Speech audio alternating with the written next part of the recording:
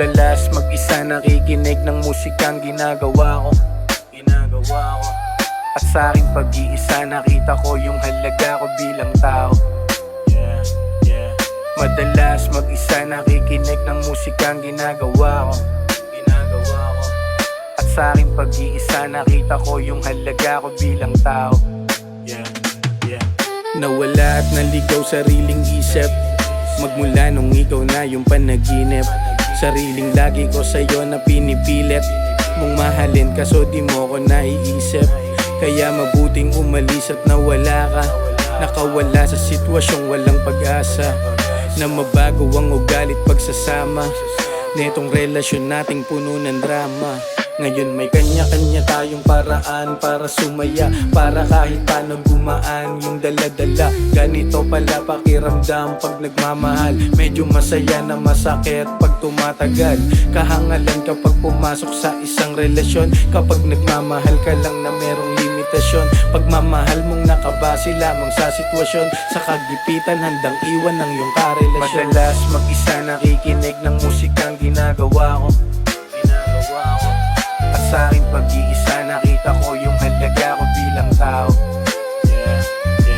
Madalas mag-isa nakikinig ng musikang ginagawa ko.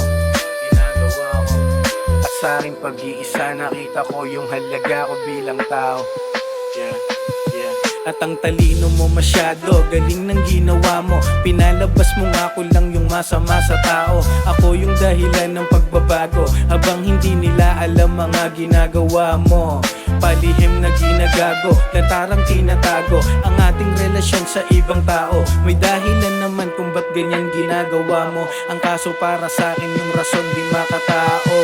Dapat bang iparamdam yung ganyang bagay? Sa panahong mahina ka, ako yung umalalay, kasamang humipak at kasabay kitang tumagay. Lumaban at nangarap na magsama sana sa magandang bahay.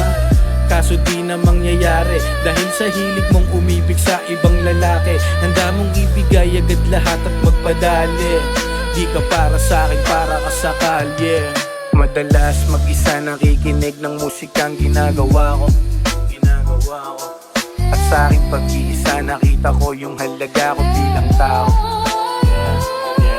Madalas mag-isa nakikinig ng musikang ginagawa ko.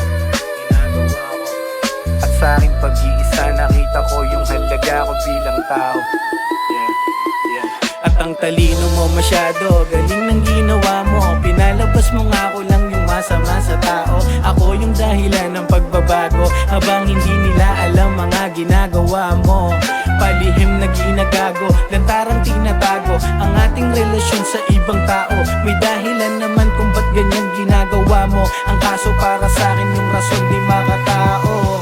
Madalas mag-isa nakikinig ng musikang ginagawa ko.